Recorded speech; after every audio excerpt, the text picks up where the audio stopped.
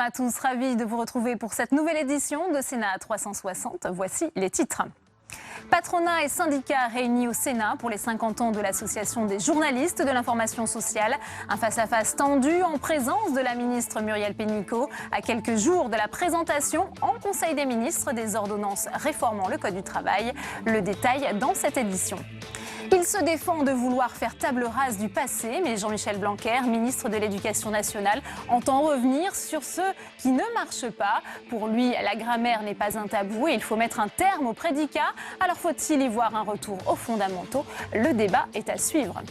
Suite de notre série consacrée au sénatorial Vue du terrain. Direction aujourd'hui l'Indre-et-Loire, un département traditionnellement acquis à la gauche mais qui pourrait basculer à droite. Reportage dans un instant. Et je vous rappelle que vous pouvez réagir à tous nos débats sur Twitter avec le hashtag Sénat360. Pour m'accompagner cet après-midi, Saveria Rojek en direct de la salle des conférences du Sénat. Le multiplex, c'est tout de suite.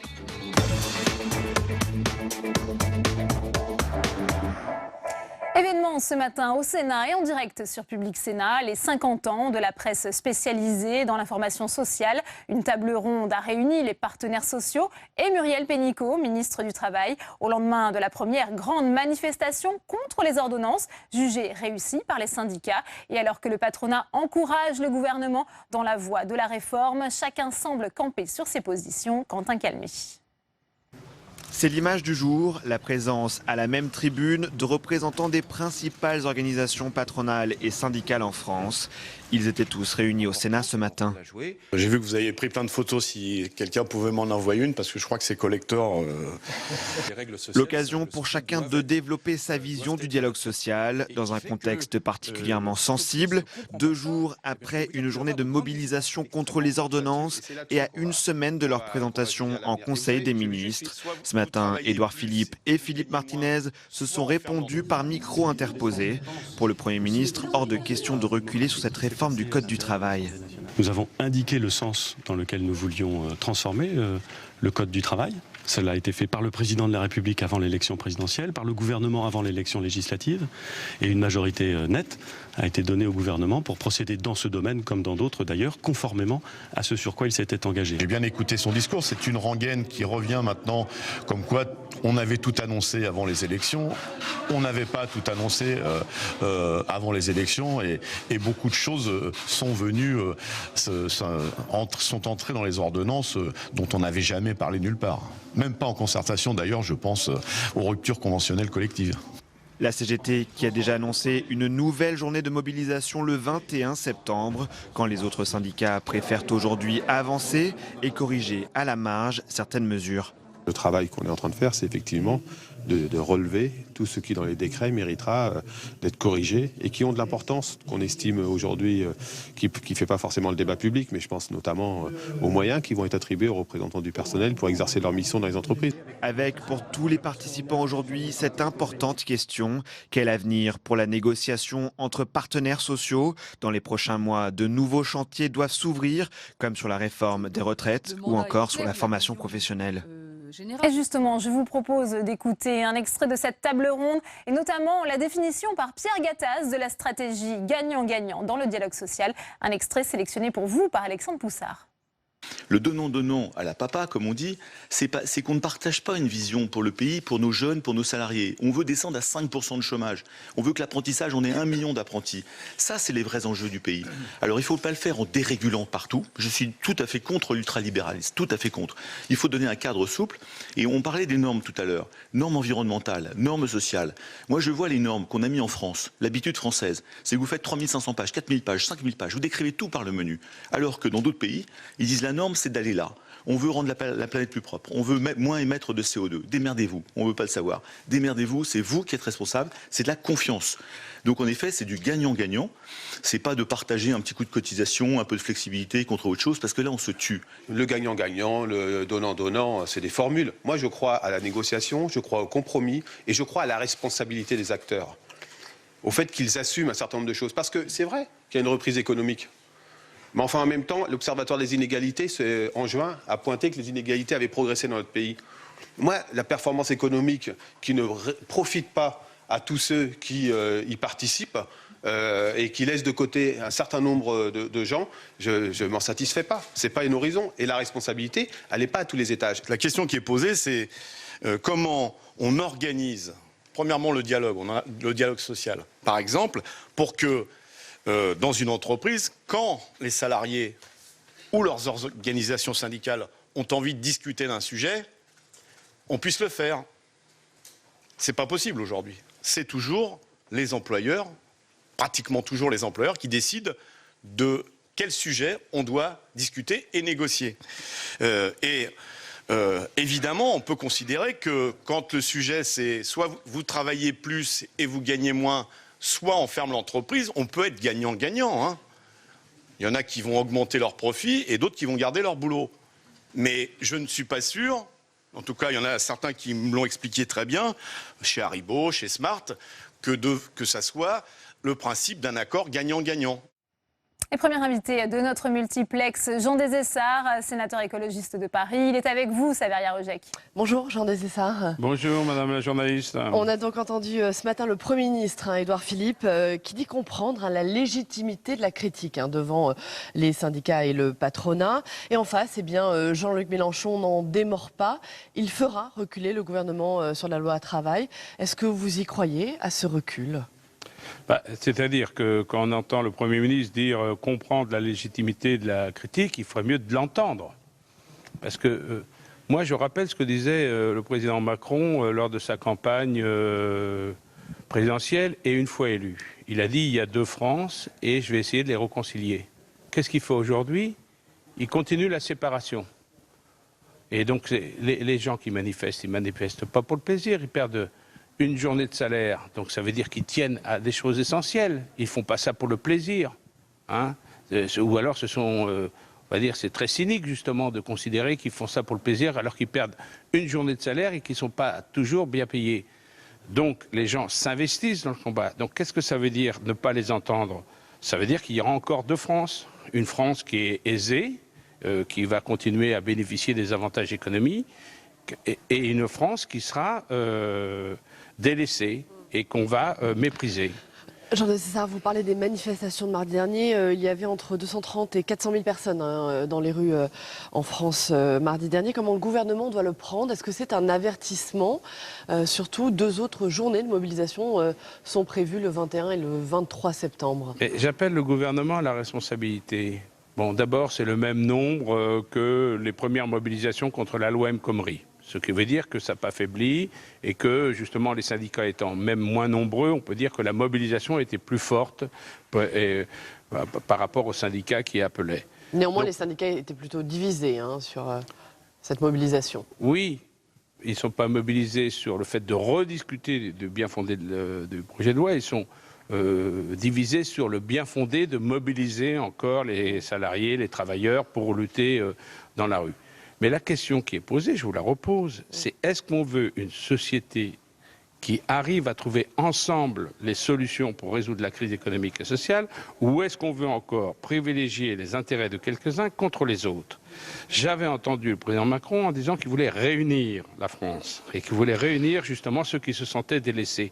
Donc c'est à partir du moment où vous voyez qu'il y a des gens qui refusent les ordonnances, qui refusent ce projet de loi, eh bien, à ce moment-là, il doit en tenir compte. Alors, Édouard Philippe, j'allais dire, vous a répondu, le Premier ministre vous a répondu ce matin au Sénat. Pour lui, la concertation a été franche, directe, loyale. Rien n'a été caché. Est-ce que vous êtes d'accord? Absolument pas d'accord. Tout a été caché. Jusqu'au bout, on ne savait pas exactement ce qu'il y avait. Nous-mêmes, parlementaires, lorsque nous avons discuté du projet de loi avec la ministre du Travail, c'était très ambigu, très flou. Et de dire que nous avions un projet clé en main, non.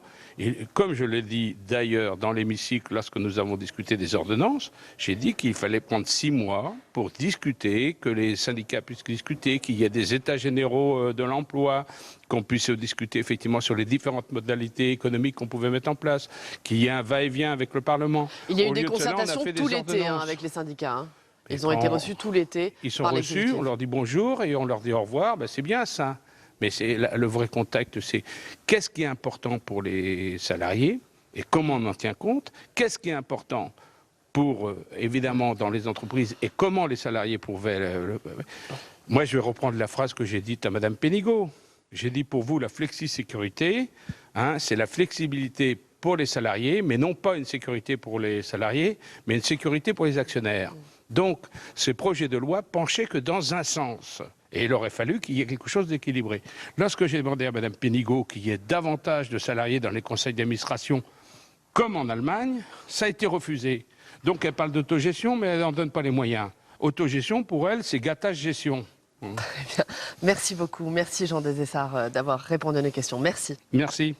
Merci à vous, Samaria, pour cette première réaction. Alors, depuis son élection, Emmanuel Macron est sur tous les fronts. Pas un seul jour sans l'annonce d'une réforme, d'un nouveau chantier. Ses opposants y voient un moyen de détourner l'attention et de fracturer l'opinion, quand d'autres font l'éloge de l'efficacité d'un président élu pour agir après 5 ans d'immobilisme. Une stratégie pour le moins risquée, car en voulant aller trop vite, le chef de l'État a peut-être oublié l'essentiel, la pédagogie. Avant d'en parler avec mes invités, les explications de Jérôme Bonnard. Une avalanche de réformes sociales déferle sur la France. Code du travail, CSG, retraite, assurance chômage, APL, tout y passe. Dans la rue, la résistance se met en place, mais le nouveau président reste droit dans ses bottes. Au total, dans les 18 premiers mois du quinquennat, Emmanuel Macron et son Premier ministre Édouard Philippe ont la ferme intention de mener d'un bloc pas moins de 6 réformes. Certes, vouloir rénover le modèle social français n'est pas nouveau. La méthode, elle, est radicale. En pleine réforme du travail, contestée dans la rue cette semaine, il planifie déjà celle du logement et annonce entre deux la fin du régime spécial des cheminots. Une politique globale et frontale qui rappelle celle de l'un de ses prédécesseurs, Nicolas Sarkozy. Emmanuel Macron sait qu'il est très attendu sur ce point. Une stratégie audacieuse, une communication soignée, parfaitement illustrée dans la catastrophe Irma. Une méthode très risquée aussi. Car cette rupture de style pourrait aussi lui coûter cher. Les propos polémiques du chef de l'État s'en prenant aux fainéants sont très mal passés au sein de l'opinion publique. Il y a des mots qui sont des boomerangs, il y a des mots qui sont ressentis comme un coup de fouet. Et qu'il ait voulu s'adresser aux Français ou qu'il ait voulu s'adresser aux responsables politiques, peu importe, le mal est fait. D'ailleurs, depuis juillet, les sondages ne sont pas favorables et confirment la dégringolade du tandem exécutif dans l'opinion.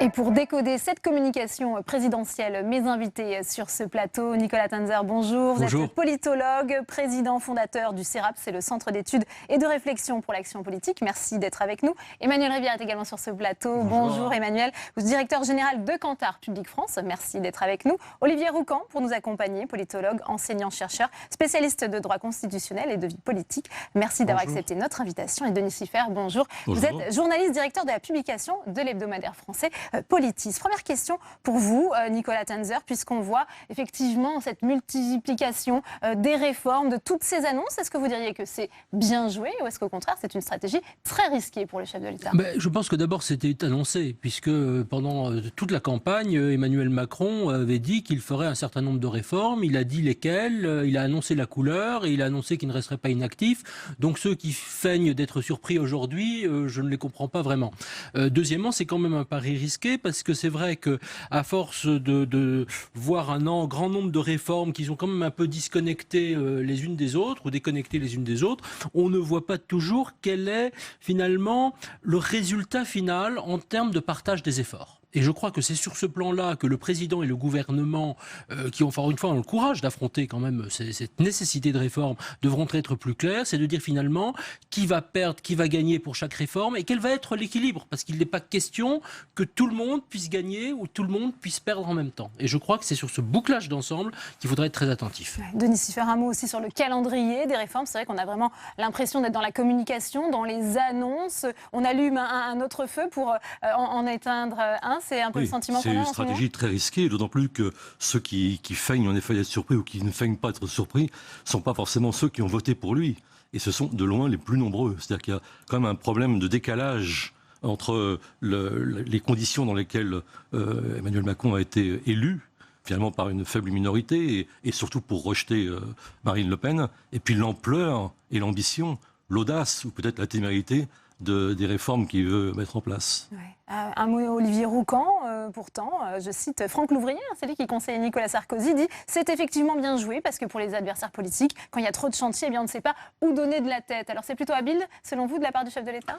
Oui, diviser les enjeux, c'est un moyen pour, en effet, celui qui pratique cette distribution de garder, sans forcément en faire la pédagogie, la cohérence.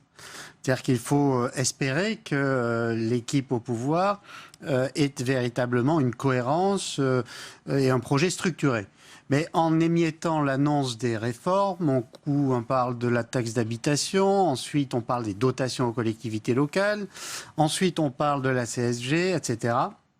Il est clair que pour le citoyen, la façon dont les annonces sont faites, alors cette profusion de réformes, c'est ce qu'il va retenir, mais le sens et la cohérence, ça, à mon avis, il ne le retient pas.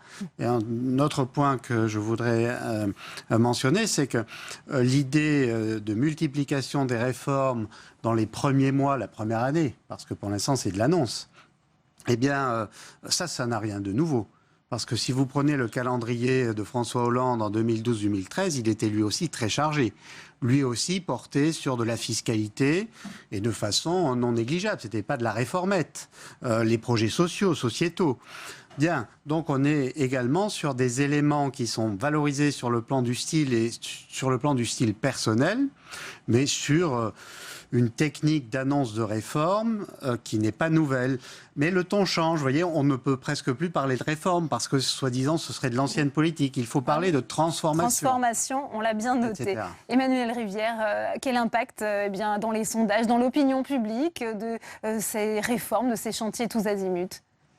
Ça a été rappelé dans votre sujet. L'impact, pour l'instant, il est négatif, mais il ne faut pas du tout se tromper d'analyse. Ce n'est pas la profusion des réformes qui est préjudiciable. Elle était attendue et même exigée. Le récit de l'élection d'Emmanuel Macron, le récit qu'il fait en tant que candidat, c'est dire ce pays a trop attendu, le clivage gauche-droite était stérile, les uns et les autres se neutralisaient. Il est urgent de faire tout un tas de choses. D'ailleurs, y compris ceux qui n'ont pas voté pour Emmanuel Macron voulaient que les choses changent dans ce pays. Donc il était élu pour faire changer les choses. Ce qui, en revanche, était préjudiciable. C'est quand il a donné le sentiment que tout cela n'était pas totalement ficelé, qu'il y avait des hésitations, et puis quand on annonce évidemment des hausses sur la CSG, et quand on dit qu'on va reporter ou étaler les baisses sur les charges sociales, imaginez bien que les gens, ils entendent les hausses et ils se disent « Oh, les baisses, on ne sait pas ce qu'il en restera ». Donc c'est effectivement ce que dit Nicolas Tenzer, c'est la manière dont on donne sens à tout cela et dont on donne aux citoyens, à l'opinion, le sentiment qu'il y a un bon équilibre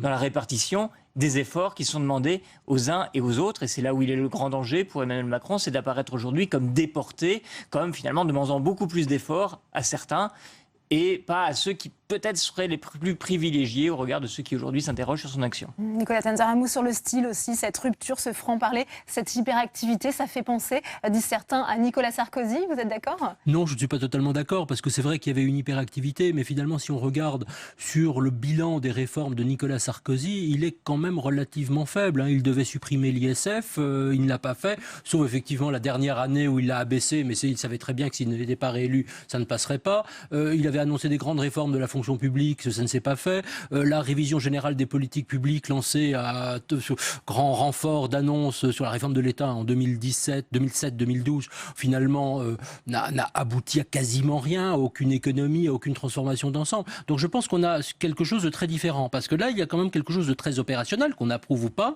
mais on voit s'inscrire dans le temps long des réformes assez fortes sur le travail, mais le tout avec un bouclage idéologique d'ensemble qui est assez fort, c'est d'abord l'Europe.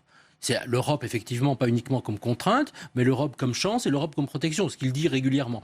Et je crois qu'il y a effectivement encore un effort à accomplir pour faire le lien entre ce qui se passe sur le terrain, le micro, le social, la fiscalité, et puis ce projet d'ensemble de transformation auquel il a été fait allusion tout à l'heure. Olivier Roux, quand même, peut-être pas tout à fait d'accord. Sur plusieurs points, mais je ne vais pas reprendre ce que vous avez dit sur la RGPP, mais pour notamment un certain nombre de services déconcentrés de l'État et les fonctionnaires qui y travaillent, leur dire que la RGPP n'a rien changé, pour eux, c'est pas tout à fait le cas. Mais c'était une petite remarque. Oui, c'était pas une grande transformation. Alors, prenons vision sur générale cet des politiques enjeu publiques de voulues par la... Nicolas Sarkozy. Oui. Exactement. Sur le plan de la transformation, alors le risque, c'est que ce terme tourne à vide. C'est-à-dire que, certes, il va y avoir des changements, des évolutions, mais on ne peut pas aujourd'hui préjuger de l'intensité, de la profondeur des changements qui sont en cours. Et puis, sur la conduite du changement, il y a quand même quelque chose qui est vrai, c'est qu'il faut préalablement bien impliquer les publics, et la durée des concertations me semble très courte sur les ordonnances du temps de travail notamment. Et au-delà de la concertation, il faut bien expliquer ce que l'on veut faire. Et là, on revient à ce que nous disions tout à l'heure. On voit quand même, me semble-t-il, Emmanuel nous le dira, mais dans les enquêtes d'opinion, on voit, semble-t-il, que les ouvriers notamment, et une partie des personnes âgées décrochent déjà. Absolument. Donc je pense qu'ils ne comprennent pas ils font partie de la nouvelle ère, ou s'ils doivent comprendre tout de suite qu'ils en sont exclus. Et je pense que l'un des risques, c'est ceci. C'est-à-dire que le projet d'Emmanuel Macron, il a été identifié comme étant un projet bienveillant et ouvert. Et il ne faudrait pas, notamment que sur le plan du style et de la forme, du fait d'une communication qui est parfois très tranchante, eh bien, il y a des fractions de population qui se sentent en dehors, non seulement du projet, mais on leur dit aussi, et ça c'est la fermeture de cette communication, vous êtes has-been. Et ça pourrait avoir des conséquences graves alors pour toute la durée du quinquennat. Ouais, Denis Siffert, c'est vrai que c'est la clé de la réussite de ces réformes. Il faut qu'elles soient comprises, il faut faire de la pédagogie. Ça, le chef de l'État l'a oublié, selon vous ? Je ne crois pas trop ça, moi, parce que je pense que les gens comprennent parfaitement quand même ce qu'il leur est promis. Et justement, c'est un peu le problème. C'est qu'on a quand même une série de réformes qui sont très déséquilibrées, ça a été très justement dit à l'instant, et les gens comprennent très bien que c'est à eux que tout ça s'en prend, et je pense qu'il y a là un déséquilibre très préjudiciable, et je pense que le discours sur la pédagogie, justement, il est un peu passé de mode, c'est-à-dire que faire croire aux gens que c'est parce qu'ils comprennent pas qu'ils sont opposés aux réformes, on leur a chanté beaucoup ça par le passé, et je pense que ça ne marche plus, justement. J'ajouterais qu'il y a une question de style. J'entendais Alain Duhamel parler de l'impact de l'usage du mot fainéant. Je crois que ça, c'est un désastre. Mais c'est un désastre, c'est pas simplement gratuit. C'est aussi un révélateur du style et du personnage, de ses personnalités. Ça, c'est très préjudiciable, je crois, pour lui, parce qu'il s'est présenté comme un personnage plutôt avenant, jovial, toujours tout sourire, etc., avec beaucoup d'aisance. Et puis d'un seul coup, qui est-ce qu'on a ? Je ne sais pas si on a Nicolas Sarkozy, mais on a peut-être Margaret Thatcher d'un seul coup, un petit peu, fainéant, une politique de défi, d'affrontement. Et ça, je crois que les gens le ressentent très très mal. Et comme c'est associé en effet au contenu des réformes, je pense que c'est tout à fait calamiteux pour la suite. Ouais. Emmanuel Rivière. Effectivement, on a eu avec Nicolas Sarkozy un président qui assumait de mettre en scène les adversités, qui désignait des gens qui ne faisaient pas, qui ne se comportent pas comme il le fallait, et qui, d'une certaine manière, essayait de prendre acte de ces tensions dans la société française en y apportant des réponses qui étaient plutôt des réponses correctrices. Avec le résultat que ça a eu, c'est que ça lui a été préjudiciable. Après cela, on a eu un président avec François Hollande qui était dans une attitude qui consistait à surtout ne pas diviser, effectivement, mais qui pouvait donner le sentiment de ne pas prendre assez acte des réalités. Emmanuel Macron n'a pas été élu pour reproduire l'un ou l'autre. Il a été élu dans une promesse de dépassement de tout ça, avec un enjeu d'inventivité. Et le risque, je crois qu'il court aussi un peu aujourd'hui, c'est d'apparaître lui aussi un petit peu has-been, parce que ça manque un peu de modernité, en fait. Je pense qu'il y a un effet déceptif. Ça serait quoi la modernité pour vous, Emmanuel Rivière ? C'est très difficile à définir autrement qu'en creux, mais c'est vrai que ce mois de juillet, dont l'exécutif reconnaît qu'il n'a pas été excellent, en fait, a consisté à mobiliser peut-être d'ailleurs les recettes qui sont à la disposition des gouvernants. Un peu de politique budgétaire, un peu de politique fiscale, un peu de politique de redistribution, etc. Et c'est peut-être là où il y a un côté déceptif. Peut-être qu'on a trop cru que ce président-là, le président start-up, allait arriver avec quelque chose qui serait véritablement nouveau, et peut-être que d'ailleurs cette promesse-là n'est pas tenable. C'est une vraie difficulté, la gouvernance en France, mais les gens sont sans doute un peu restés sur leur faim. ceux qui hésitaient d'ailleurs, parce que le noyau dur des électeurs d'Emmanuel Macron du premier tour, pour l'instant, lui reste fidèle. Nicolas Tanzer, c'est vrai qu'il y a eu quand même un mois de juillet, un été compliqué pour l'exécutif. Est-ce qu'on a quand même un petit changement de cap en matière de communication, d'une parole rare? On voit un président qui finalement s'adresse de plus en plus aux journalistes notamment. Oui, on voit effectivement un président qui parle plus, qui a essayé, je ne parle pas à part l'exception du mot fainéant, mais qui a essayé de rattraper un certain nombre, disons, de mots malheureux ou d'attitudes malheureuses qu'il avait eu, alors lors du limogeage du général. Ça fait beaucoup, avec l'histoire des APL, mais c'était pas un mot, mais c'était quelque chose, et il a reconnu lui-même, selon ses termes, c'était une connerie, si je puis dire. Et là, on voit un président qui essaye de mieux maîtriser, qui laisse davantage parler ses ministres. Alors il y en a un qui a été hyper présent d'ailleurs, parce qu'il a une forte personnalité et puis une idée, c'est Jean-Michel Blanquer, mais d'autres commencent à être il était notre invité ce matin. Voilà, qui commencent à être un peu plus présents, je crois, sur le terrain. Mais il reste quand même, je crois, quelque chose qui doit pouvoir être amélioré.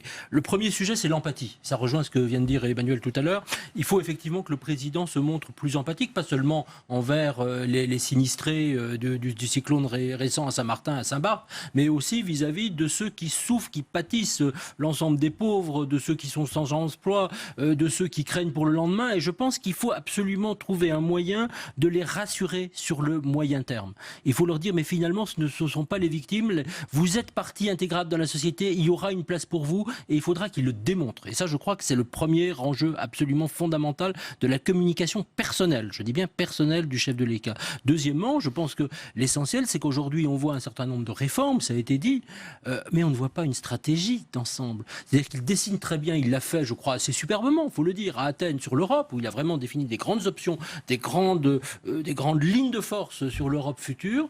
Est-ce que ces lignes de force existent sur la France? Est-ce qu'il a dessiné aujourd'hui sa représentation, sa vision de la France de demain? Je crois pas encore. Ouais, c'est un défi, ça, Denis Siffert, d'adoucir son image, de casser cette image de président des riches. C'est ce qu'on a pu lire notamment, tout en maintenant un cap. Si on prend le Code du travail, on voit que le gouvernement, malgré les manifestations, n'entend pas reculer sur les ordonnances. Alors, je crois que c'est pas seulement une image, c'est une image, certes, mais c'est une réalité, le président des riches. Je pense que c'est ça le problème, c'est qu'il a fait toute une campagne et les électeurs qui ont voté pour lui ont voté en grande partie pour ça, dans l'idée du dépassement gauche-droite. Bon, c'est quelque chose auquel je ne crois pas personnellement, mais enfin, en tout cas, ça a marché. Et on se rend compte que, en fait, de dépassement, c'est pas du tout. On cherche en vain, disons, les mesures qui sécuriseraient, disons, l'emploi, qui sécuriseraient les salariés. Pour l'instant, ça a été beaucoup dit, mais c'est tout à fait juste. On a des mesures de flexibilité qui précarisent plutôt l'emploi, donc ça inquiète beaucoup. Et c'est pas une question d'image. Et je suis très dubitatif sur la possibilité qu'il a de changer ça, parce que c'est fondamentalement sa politique, c'est son credo, c'est son idéologie, si j'ose dire. Olivier Roucan, réformer, continuer, maintenir le cap tout en changeant un peu son image, sa communication, ça paraît antinomique, c'est possible ? Son image personnelle. Alors il est vrai qu'on a la tradition, on avait le roi et puis on a eu le président thaumaturge qui va visiter les faibles et qui leur... Mais au-delà des images et de la communication, il y a là des questions de fond. Quelles sont les politiques sociales? Alors il a été dit que nous allions apprendre un peu plus d'éléments dans les semaines qui viennent sur la cohérence sociale des politiques de cette équipe. Très bien. Donc attendons. Au-delà, sur le plan de l'image personnelle, il y a ce paradoxe un peu aussi des outils, c'est-à-dire qu'on a des événements tels que celui d'Athènes où le président livre un grand discours dans un cadre très préparé, très esthétique. Et puis il y a les tweets où même sont intégrés finalement de façon artificielle de soi-disant défauts de facture pour faire vraiment jeune et ressembler aux citoyens. Et il n'est pas dit que ces deux types de techniques soient utilisés de façon cohérente et un peu comme sur le fond en matière de politique publique, qu'il n'y ait pas là parfois des dédoublements qui créent des paradoxes de communication. Donc je ne sais pas si dans la durée... Avec tout Olivier, ceci... puisqu'on voit les images d'Emmanuel Macron en Top Gun, voilà. Est-ce que justement l'image de Top Gun par rapport à la solennité du chef des armées lors de son investiture, est-ce que ce n'est pas une rupture ? Et je pense que, de même que quand on l'a vu pendant cet été mettre un maillot de l'OM, est-ce que par rapport à cette solennité jupitérienne... Giscard d'Estaing avait fait ça bien bien avant lui. Voilà. Hein. Et voilà, exactement. Et je pense que là, effectivement, il y a probablement, en termes de communication et d'image, quelque chose qui est une rupture qui n'est pas très heureuse, effectivement. Ouais. Encore il y a 48 heures où on le voyait, eh bien, à Saint-Martin, en bras de chemise, au contact avec... Oui, au contact aussi avec les sinistrés. Ça, c'est un travail qu'il fait, Emmanuel Rivière, pour être plus dans l'empathie. C'est ce que demandent les Français ? Tout président élu, en fait, ça, je crois que ça se reproduit assez bien, est confronté au même problème, c'est qu'après l'élection, ressortent exacerbés les défauts que ses adversaires mettaient en exergue pendant la campagne et les interrogations qu'on avait à son sujet. L'un des défauts qu'on lui prêtait, c'est d'être un candidat qui était plus près de la France qui réussit que de la France qui souffre, et ça ressort effectivement à travers l'expression président des riches, qui s'est tout de suite accroché à certains symboles. Il y avait une question sur Emmanuel Macron qui était celle de sa capacité à faire face au défi de la fonction présidentielle. Il y a une vraie interrogation sur ce sujet, une interrogation, pas des doutes où on pensait qu'il ne serait pas capable, et là je crois qu'en fait il a démontré assez vite que sur la scène internationale, face aux autres chefs d'État, et je crois même en Top Gun, mais je peux me tromper, ça fonctionne assez bien. En revanche, il y avait quelque chose dans une espèce de promesse aussi de proximité, d'écoute, de modernité. La construction d'En Marche, c'est quand même un mouvement qui se voulait très très participatif. Et en ayant beaucoup investi sur la dimension régalienne et jupitérienne de la fonction, peut-être que Emmanuel Macron s'est un peu écarté de cette dimension d'écoute, d'empathie, de proximité. Je crois que c'était très important de ce point de vue-là par rapport à son image, plus peut-être que pour ce que ça a vraiment apporté aux sinistrés de Saint-Martin, de montrer, parce qu'il y avait aussi un besoin symbolique, que le président soit là auprès de Français qui avaient enduré une telle épreuve, qu'il était dans l'empathie. Et c'est, je crois, ce qu'ont un peu restitué les images. Mais au-delà de ça, dans la construction de la politique, aujourd'hui, on ne voit plus très bien ce qu'il reste de cette consultation permanente, de cette coproduction, de ce pari que finalement les gens sont assez intelligents, non seulement pour comprendre la politique qu'on leur propose, mais pour y participer et en être partie prenante. Nicolas Tanner. Mais je crois que c'est un élément très important aussi dans la fabrication de la politique. C'est-à-dire que dans l'administration, on voit effectivement avec une méthode de gouvernement très particulière, avec des cabinets très réduits, des administrations qui sont sollicitées, d'ailleurs souvent surmenées. On voit une forme de concentration du pouvoir. Est-ce qu'il y a suffisamment d'écoute, d'attention, de réflexion stratégique, ou est-ce que la prise de décision ne se fait pas, là aussi, plutôt en vertu de considérations techniques qu'en vertu de remontée du terrain? Et je crois que la question de la remontée du terrain, qui est vraie pour le mouvement En Marche lui-même, mais qui est vraie aussi pour le président, pour le Premier ministre et pour les ministres, c'est le sujet déterminant. Et je crois que c'est le défi, parce que s'il n'y parvient pas, je pense que là, il risquera vraiment d'avoir des surprises. C'est le défi, le premier test, ça sera ces ordonnances sur le Code du travail, Olivier Roucan. Les ordonnances, ce sera plutôt leur application qui sera un véritable test, et donc dans la durée. Malgré les manifestations qui sont annoncées, oui, alors les syndicats jugent que la première a été réussie. Oui, alors bon, ce n'est pas un échec. Ensuite, c'est la fameuse bataille de communication, encore et toujours. Bon, on n'est pas là pour trancher, mais la question qui vient d'être posée est essentielle, en effet, parce que l'un des points d'explication du vote dès le premier tour d'Emmanuel Macron, c'est la volonté de changer le fonctionnement du système, des institutions, du système politique. Et donc, la promesse attendue d'En Marche, parce que ça a été son identité, comme il a été rappelé, c'est l'émergence. La capacité à bien prendre en compte les attentes, à travailler, j'allais presque dire, parfois les textes et les décrets peuvent aussi être envisagés sous ce mode, parfois, ou les amendements. Or, de ce point de vue, en matière d'ingénierie institutionnelle et administrative, il n'y a rien de neuf. Or, dans la période précédente, des initiatives ont été lancées sur ce mode émergent avec les laboratoires administratifs qui peuvent ici ou là voir le jour. Donc il y a des expérimentations, on ne sait pas du tout, là-dessus il n'y a pas de discours, on ne sait pas pour l'instant, et encore une fois ça correspond à une partie de la motivation du vote Macron, donc il serait sans doute contre-productif de ne pas fournir de la matière là-dessus assez vite.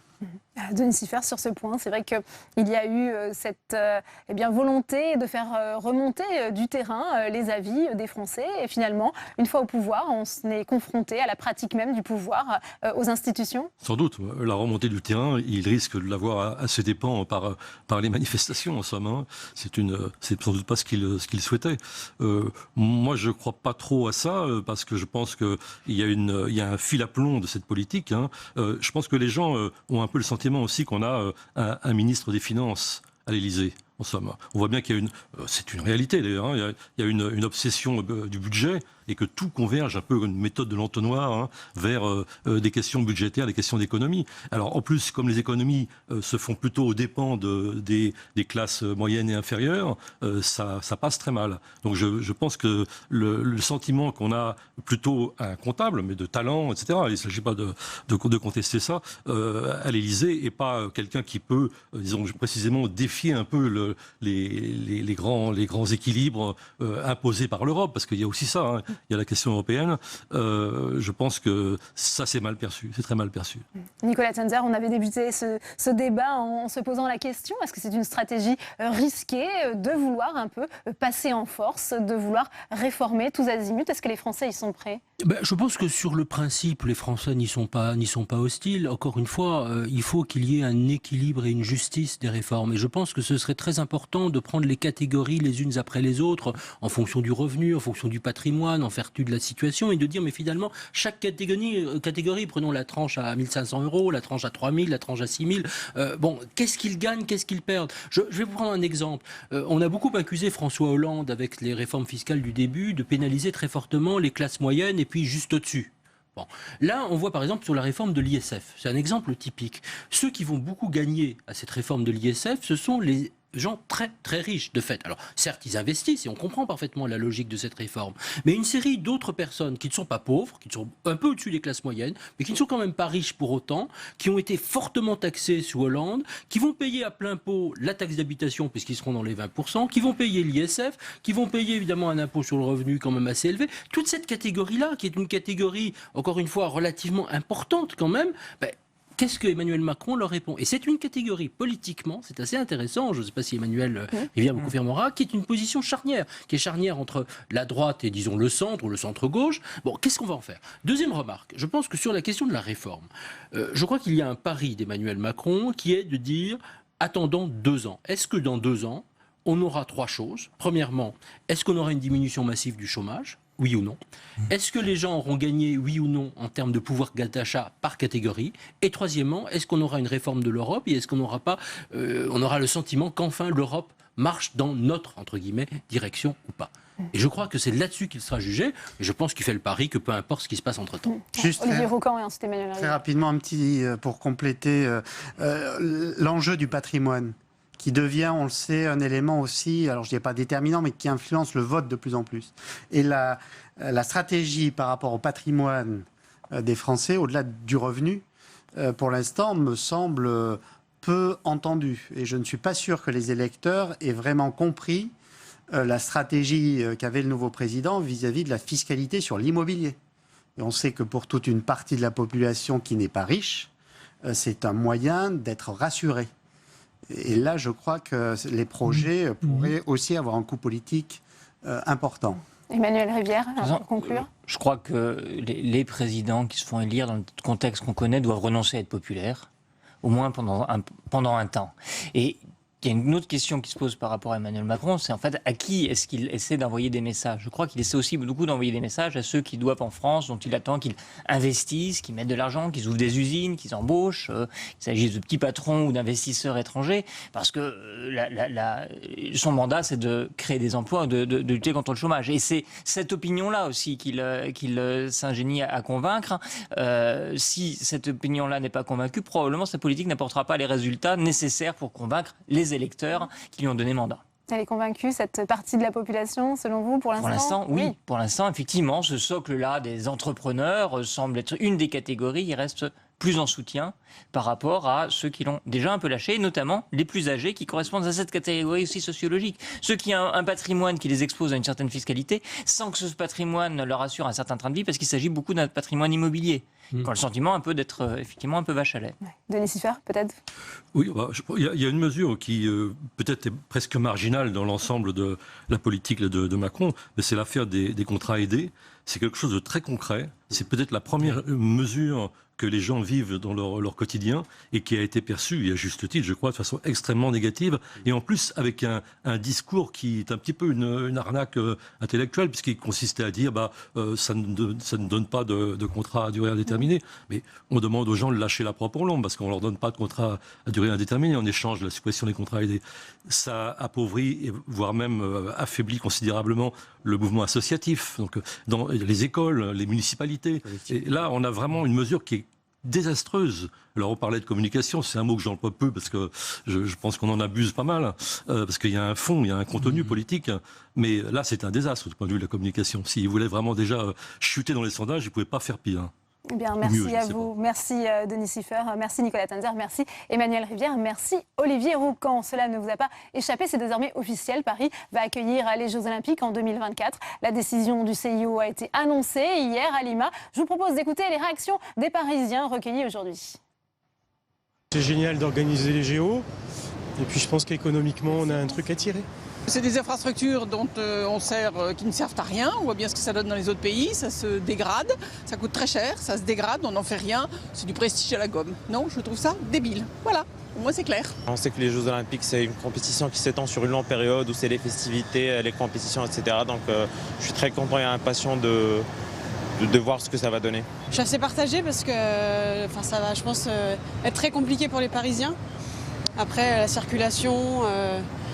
et tous les désagréments que ça va amener. Ça fait du bien par rapport à l'actualité en ce moment, donc un peu de fraîcheur. Un peu de fraîcheur et c'est le sport, donc le sport rassemble tout le monde, donc c'est top. Et je vous propose d'écouter la réaction du sénateur Pozzo di Borgo, sénateur de Paris. Il était au micro de Saveria Rojek. Bonjour, Yves Pozzo di Borgo. Les Jeux Olympiques à Paris en 2024, c'est donc officiel. Qui faut-il remercier avant tout pour cette victoire? Est-ce que c'est François Hollande, Anne Hidalgo Écoutez, c'est un moment d'émotion et d'unité nationale. Alors c'est Hidalgo, je suis dans l'opposition, mais je pense que ça a été l'acteur principal et je la félicite. Mais ce n'est pas le seul, ce n'est pas la seule. N'oubliez pas qu'en 2024, ça sera un bouleversement complet pour l'Île-de-France. Le premier que je remercierai, c'est Nicolas Sarkozy. Parce qu'il va y avoir pour 2024 200 km de plus à cause du Grand Express. Et ça, c'est Nicolas Sarkozy.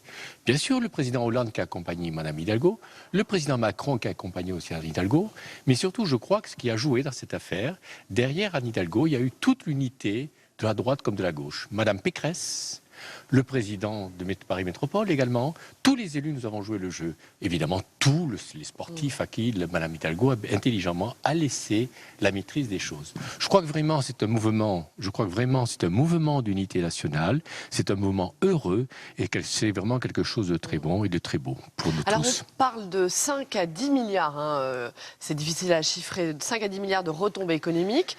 Mais les Jeux vont également coûter aux alentours de 6 milliards d'euros à la France. Est-ce que l'économie française va vraiment gagner dans l'organisation de ces Jeux? Écoutez, dans tous les événements, même si les coûts comme à Londres dépassent, il y a des investissements pour l'avenir. Et je crois qu'il est important que ces événements-là aient lieu parce que derrière tout cela, il y a une dynamique économique. Alors évidemment, il y a les coûts.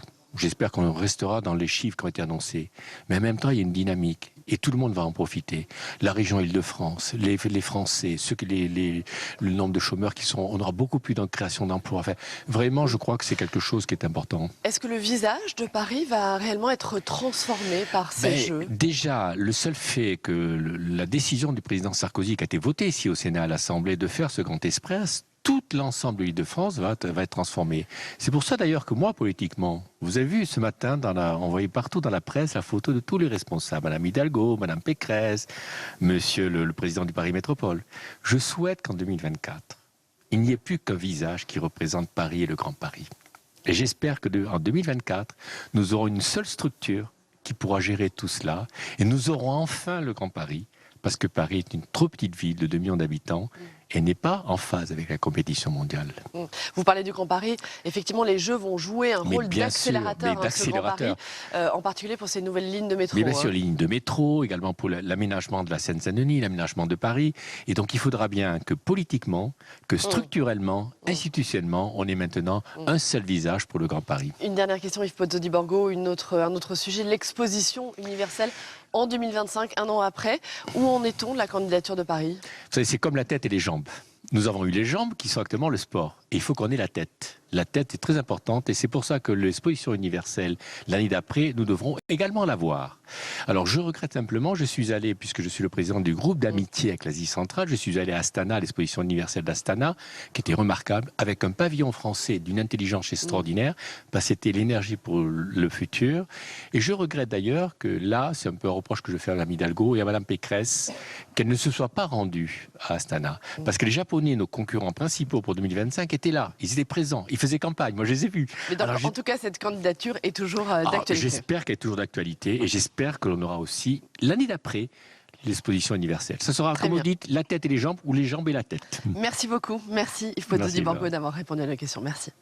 Merci à vous, Saveria. On en vient à présent à notre page spéciale consacrée aux élections sénatoriales. À 10 jours de scrutin, on sait que La République En Marche a revu ses ambitions à la baisse, mais le chef de l'État espère pouvoir s'appuyer sur de nouveaux alliés pour faire adopter ces réformes. Tam Trani nous a rejoint sur ce plateau. Bonjour Tam. Bonjour, alors, le chef de l'État, je le disais, espère bien avoir de nouveaux alliés, notamment chez les constructifs. Et oui, les républicains constructifs, enfin, ça c'est si le groupe voit bien le jour. En tout cas, s'il existe, ça sera après les élections sénatoriales. Et les pourparlers se font actuellement sous la houlette de la sénatrice jupéiste Fabienne Keller. Et c'est un groupe qui pourrait compter sur des parlementaires comme par exemple Jérôme Bignon ou encore Claude Malhuret. Ce sont des sénateurs qui aujourd'hui ne sont pas très à l'aise au sein de leur famille politique, qui ne se sentent pas écoutés. Mais sur des personnes qui ont les mêmes idées, tout le monde n'a pas la même stratégie politique. Par exemple, il y a aussi des réticents comme François Grosdidier, Jean-Pierre Grand. Eh bien, tous deux ne voient pas du tout ce qu'il y aurait à gagner à créer un nouveau groupe. Et ils s'appuient sur ce qui se passe à l'Assemblée nationale. Pour eux, eh bien, les constructifs de l'Assemblée sont aujourd'hui inaudibles car ils sont assimilés au groupe LREM. Certains sénateurs du groupe centriste pourraient aussi intégrer ou du moins soutenir La République En Marche. Et je vous rappelle d'ailleurs que dans ce groupe centriste, eh bien, 19 sièges sur 42 sont renouvelables. Alors, eh bien, il y a eu un véritable changement dans ce groupe. Avant l'été, ils étaient dans l'euphorie de l'élection d'Emmanuel Macron. Après les élections législatives, ils se voyaient bien, eh bien, partenaires de la majorité présidentielle. Mais voilà, depuis le passage de l'été, il y a eu la baisse de popularité d'Emmanuel Macron. Il y a eu aussi les annonces très impopulaires auprès des élus locaux. Et puis il y a la cerise sur le gâteau, c'est qu'il y a des candidats de La République En Marche quasiment partout au sénatorial. Il y a seulement les Modem qui sont épargnés et qui ont l'investiture présidentielle. Les autres membres de la galaxie centriste, eh bien, eux doivent combattre des candidats LREM. Résultat, eh bien, les centristes restent pour l'instant les alliés de Gérard Larcher, mais leur défection, on le sait, fragiliserait beaucoup la droite. Les radicaux, eux, semblent être des alliés beaucoup plus solides. Et oui, d'abord, on va parler bien des radicaux de gauche qui appartiennent au Sénat au groupe RDSE. Oui, ce sont des alliés solides. D'ailleurs, l'ex-président du groupe RDSE, Jacques Mézard, est aujourd'hui ministre. Il a soutenu Emmanuel Macron dès le début de sa campagne. Dans le groupe, aujourd'hui, eh bien, 7 sénateurs sur 16 sont renouvelables. Mais je précise toutefois eh bien, que ce groupe n'est pas constitué seulement de radicaux de gauche. Oui, à cela s'ajoutent les sénateurs du Parti radical valoisien. Et oui, et eh bien, il compte ces sénateurs valoisiens, 11 membres dans la Chambre haute, et tout ça dans le groupe centriste et dans le groupe LR. Sur ces 11 élus, on le voit, un siège seulement est renouvelable, et c'est une force qui pourrait se rapprocher des radicaux de gauche. Les négociations se font actuellement sous la responsabilité du sénateur Jean-Marc Gabouty, et il va y avoir un premier test, un test grandeur nature. Ça sera pour ce week-end à Montpellier pour les premières universités communes du Parti radical de gauche et du Parti radical valoisien. Merci beaucoup Tam. On continue l'analyse de cette campagne pour les élections sénatoriales, mais cette fois vue du terrain. Aujourd'hui, direction l'Indre-et-Loire, un département dans lequel les 3 sortants ne se représentent pas. Du coup, les appétits s'aiguisent et vous allez voir, la multitude des candidatures pourrait faire perdre la gauche. L'ancien frondeur socialiste Laurent Baumel se présente, mais ses espoirs de victoire sont minces. Reportage de Flora Sauvage avec Héloïse Grégoire. Seulement 3 sièges à pourvoir pour 9 prétendants. Serge Babary part en tête de course pour les Républicains. Mais l'actuel maire de Tours est au cœur de critiques acerbes. Il abandonne son mandat de maire en cours de route malgré ses promesses d'y rester à 100%. Serge Babary se déplace toujours avec ses 2 colistiers. Il espère obtenir 2 sièges à la Haute Assemblée. L'idéal, ce serait 3. Bien entendu, puisqu'on fait campagne ensemble. C'est un peu particulier. On voit les autres candidats faire campagne pour eux. Bon, nous, on fait notre campagne en équipe et je pense que c'est remarqué par nos interlocuteurs. Une campagne sénatoriale express avec pas moins de 25 réunions programmées dans le mois. Ah oui, c'est une campagne au galop. Parce qu'il faut voir le maximum de gens pendant 3 semaines. Voilà, donc on a déjà fait 9 ou 10 réunions la semaine dernière. Aujourd'hui, Serge Babary part à la rencontre du maire de Chanceau, Patrick Delétang. Pour le maire de Tours, il faut séduire aussi les petites communes. Daniel, bonjour. Au candidat de la ville s'oppose celui de la ruralité. Voilà, on va découvrir le village. Pierre Louot, maire de Chédény et président des maires d'Indre-et-Loire. La difficulté de nos communes, c'est sénatorial, c'est aussi l'occasion de dire ce qui va et ce qui ne va pas. Alors on peut peut-être faire un petit peu le point à la mairie. Tête de liste pour l'UDI, le thème de la ruralité est au cœur de sa campagne. Le maire de Tours a toute légitimité, et c'est bien qu'il soit élu, pour les intérêts de la métropole et pour un sujet qu'il connaît bien. Mais les gens de la ville ne connaissent pas la réalité des territoires ruraux. Donc effectivement, je suis centriste, c'est mon gène depuis toujours. Je serai constructif, c'est-à-dire qu'aujourd'hui, la France n'a pas le droit de se planter, d'attendre encore 5 ans. Maintien des services publics, égalité entre les communes, des problématiques qui intéressent les élus, soit les grands électeurs. Et Pierre Louot pourrait remporter un des 3 sièges. Pour la candidate d'En Marche, difficile de faire campagne. Avec la suppression de la taxe d'habitation et les 13 milliards d'économies supplémentaires, la République En Marche mène une autre bataille, celle de la pédagogie. Pour la candidate, il faut rétablir la vérité sur les dernières annonces du gouvernement à travers un discours bien ficelé. Quand on va en milieu rural, on rassure et on leur dit que non, ce n'est pas pour eux et ce n'est même pas pour la métropole de Tours.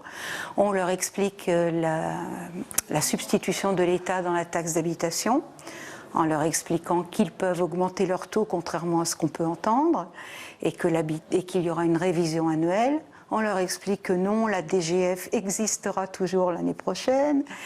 En fait, on prend le contre-pied de tout ce système de désinformation. Son fauteuil au Sénat, Martine Chéniaud y croit à moitié. Lui aussi n'y croit plus vraiment. Son visage vous dit probablement quelque chose. Battu aux dernières législatives, Laurent Baumel fait campagne seulement depuis quelques jours.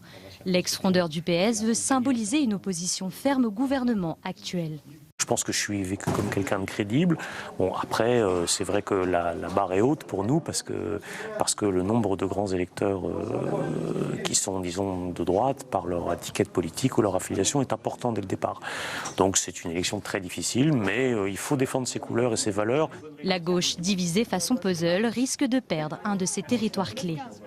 Ancien adhérent du Parti socialiste, Christian Gattard a décidé de présenter une liste sans étiquette.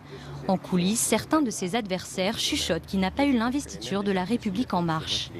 Le maire de Chambray-les-Tours nie ces informations et veut changer l'image des sénateurs. Face à une Assemblée nationale aujourd'hui qui est composée de députés novices, qui risquent de prendre des décisions très brutales vis-à-vis de nos collectivités, c'est d'envoyer au Sénat des sénateurs qui soient au fait des problèmes, au fait des défis et surtout qui soient capables de se mettre immédiatement au travail. Le département d'Indre-et-Loire est révélateur d'un morcellement des partis politiques traditionnels. Avec 9 listes et une cinquantaine de candidats, les 3 sièges de sénateurs restent convoités.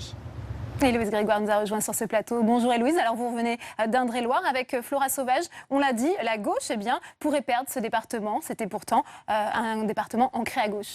Oui Delphine, je vous présente un peu le contexte. L'Indre-et-Loire est depuis longtemps un département acquis à la gauche et il risque de basculer prochainement à droite. Alors aux dernières élections sénatoriales du département, un siège a été attribué au Parti communiste et les 2 autres au Parti socialiste. Seulement les 2 socialistes sortants, Jean-Jacques Filleul et Stéphanie Riocreux, que vous pouvez voir sur votre écran, ont rejoint le mouvement d'En Marche. Jean-Jacques Filleul ne se représente pas.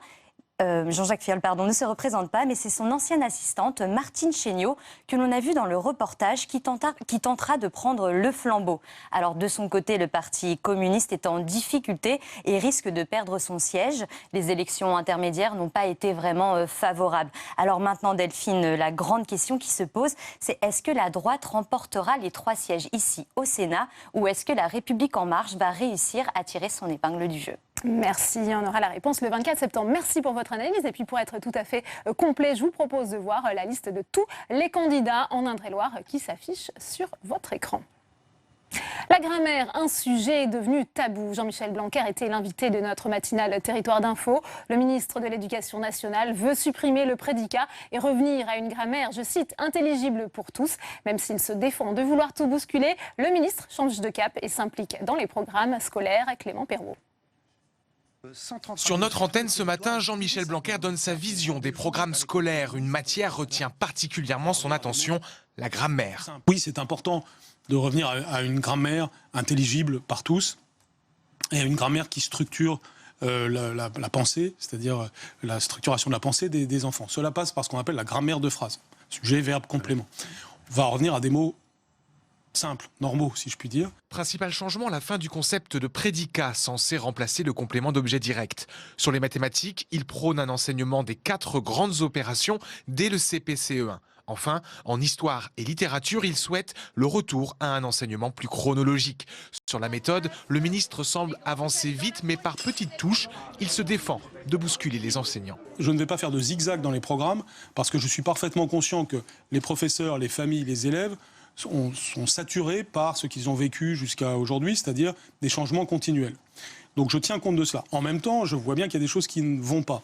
Donc j'essaye de les faire évoluer. Cette méthode Blanquer ne convainc pas les syndicats enseignants qui dénoncent un manque de concertation sur la forme et un certain passéisme sur le fond. On ne peut pas faire l'école de demain avec les méthodologies d'hier. Ils distillent ici ou là des phrases d'une école passée qu'ils regrettent sans doute, d'un âge doré qu'on n'a pas connu d'ailleurs. Les Français semblent davantage adhérer.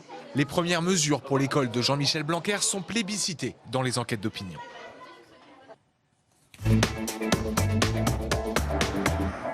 Et on ouvre le second débat de Sénat 360 avec mes invités sur ce plateau. Stéphanie Devancé, bonjour. Vous êtes conseillère nationale au syndicat SE-UNSA sur les questions du premier degré et du socle commun. On va en parler dans un instant. J'accueille également Aurore Berger, bonjour. Vous êtes députée de La République En Marche des Yvelines, membre de la Commission des affaires culturelles et de l'éducation à l'Assemblée nationale. Bienvenue à vous. Samuel Sive est également sur ce plateau. Bonjour, vous êtes porte-parole de l'APEP, c'est la Fédération des parents d'élèves de l'enseignement public. Bonjour. Et j'accueille enfin Jean-Rémy Girard, bonjour. Vous êtes vice-président du SNALC, c'est le syndicat national des lycées et des collèges. Vous êtes par ailleurs professeur de français. Merci à tous les quatre. Première question pour vous, Aurore Berger. On voit Jean-Michel Blanquer qui se défend de tout vouloir bousculer, de faire table rase du passé. Et pourtant, il y a véritablement un changement de cap. On sait que le ministre va sérieusement mettre son nez dans les programmes scolaires. Je pense que la méthode de Jean-Michel Blanquer, c'est une méthode qui est pragmatique.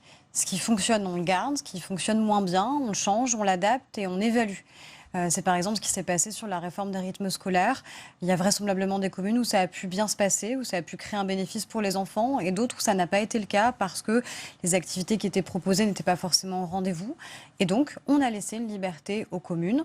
35% d'entre elles ont souhaité sortir de ce dispositif et ce sera évalué. Certaines pourront continuer à sortir si elles le souhaitent et d'autres rester. Et c'est ça, à mon avis, qui change beaucoup. C'est ça, la méthode Blanquer, la concertation, le pragmatisme. On a souvent une vision extrêmement dogmatique de la manière avec laquelle on devait être ministre de l'Éducation nationale. Et je pense que du pragmatisme et de la concertation, ça fait plutôt du bien. Et en tout cas, ça fonctionne. Ouais, Jean-Rémy Girard, pardon. C'est vrai que les professeurs, nous dit le ministre, attendez, cette approche pragmatique qui, soi-disant, respecte le corps enseignant. Vous pensez que c'est une bonne méthode? C'est comme ça que vous le prenez? Pour l'instant, on n'est pas trop mal parti, en tous les cas. C'est-à-dire que ça correspond, les premières mesures qu'il a faites passer, la possibilité de revenir à la semaine de 4 jours en primaire ou des aménagements à la réforme du collège, ça correspondait à une volonté majoritaire des enseignants, tant du premier que du second degré. Donc ça, c'est très bien. Là, on va parler lycée dans pas longtemps. On espère que ça va... Le côté pragmatique va continuer, qu'on va faire vraiment un bilan de ce qui ne fonctionne pas et qu'on va pouvoir faire évoluer le lycée, le bac. Donc, pour le moment, nous, on est plutôt satisfait des premières mesures. On est très vigilant, bien entendu, parce que l'école, c'est un sujet assez explosif. Hein, et ça peut très vite, on a vu des ministres très très vite sauter pour des raisons diverses et variées.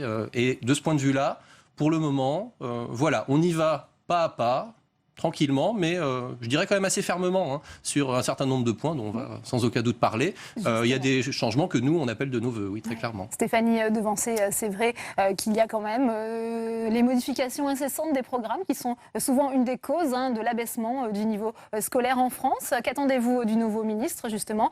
Plus eh bien, de sérénité ou au contraire, comme ça a été un peu annoncé, de gros changements, notamment en ce qui concerne les programmes scolaires? Alors nous, on est déjà beaucoup moins satisfaits. Hein. Je voudrais dire que tous les syndicats d'enseignants ne sont pas satisfaits de ces retours en arrière sur des choses qui nous semblaient aller dans le bon sens. Alors quel retour en arrière? Qu'est-ce que vous avez? Alors quel retour en arrière? Par exemple, le retour à la semaine de 4 jours. Il est évident que... c'est pas pour toutes les communes. Hein, oui, enfin, il est évident que 5 matinées de classe, c'est mieux que 4, notamment pour les élèves les plus fragiles. Et que laisser cette possibilité qui ne se fait pas forcément avec pour premier souci l'intérêt des élèves, et notamment des élèves les plus fragiles, ça nous pose vraiment problème. Concernant les programmes, je ne suis pas d'accord avec ce que vous avez dit tout à l'heure, que les programmes contribuaient à la baisse du niveau scolaire. Alors déjà, cette fameuse baisse du niveau scolaire, il faudrait la relativiser. Il y a des changements incessants de programmes, voilà, c'est souvent une des causes. Hein, il y a des choses où on peut effectivement observer avec des mesures précises que le niveau baisse, notamment en orthographe, ça s'est avéré.